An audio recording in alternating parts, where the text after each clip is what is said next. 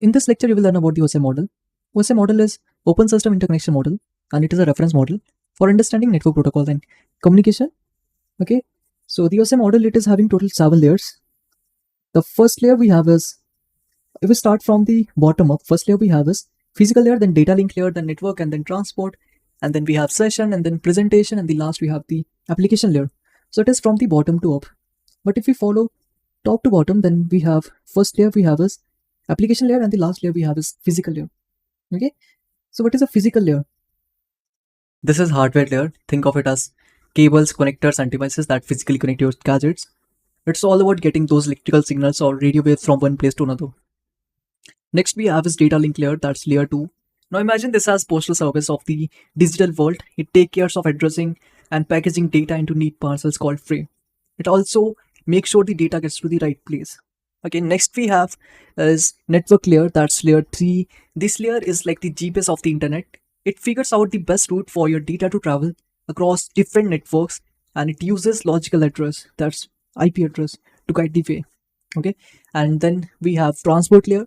So this is a layer that ensures your data arrives in the right order. It manages the flow of information, checks for error, and resends anything that got lost. Then we have a session layer, layer 5. Imagine this as conversation manager. It maintains and closes conversation between application on different devices. It ensures smooth communication. And then we have presentation layer, layer 6. This layer is like the translator. It takes care of converting data into format that both sender and receiver can understand. It deals with encryption, compression, and other format related tasks. Finally, we have as application layer, layer 7. Here is where your apps live. This layer enables communication between software applications. It's where your browser, email, or games interact with the network. Guys, in this diagram, you can see one is sender and one is receiver. So if sender want to send a message to a person, so what layer it's going to use in the OSI model? So it follow the top to bottom approach. Whereas the receiver side, it's going to follow the bottom to approach. Okay. So think you want to send a message or you want to send a mail to a person. So for mail writing, you will be using the application layer, right? And the presentation layer will be sending the data in a way that receiver will understand. Okay. All the encryption, decryption will occur in the presentation layer. And then we have this session layer. Session layer is going to start the session. Okay. Like you are sending a mail. So this session layer will start the session. Then we have this transport layer. So it decides whether TCP or UDP is used in this. So in mail sending, if you're sending a mail to other person, so that's going to use the TCP protocol.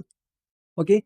And then we have is network layer. So network layer, in the network layer, it's going to add the IP address of the destination and IP address of the source. Okay. Then we have is data link layer. So data link layer, it's in this layer, it's going to add the MAC address. And the last we have is physical layer. So data is sent out of the network using the internet, right? So when the data reaches the destination, the other side, how the receiver will receive it, right? From the bottom to up, from the physical layer, then data link layer, right? So receiving side will process the data in the same way, but in the reverse order. So if you are sending a message from an app to the device, so that's going to follow from layer 7 to the layer 1. So that's going to follow the layer 7 to layer 1. Okay. That's all for this lecture. Thanks for watching.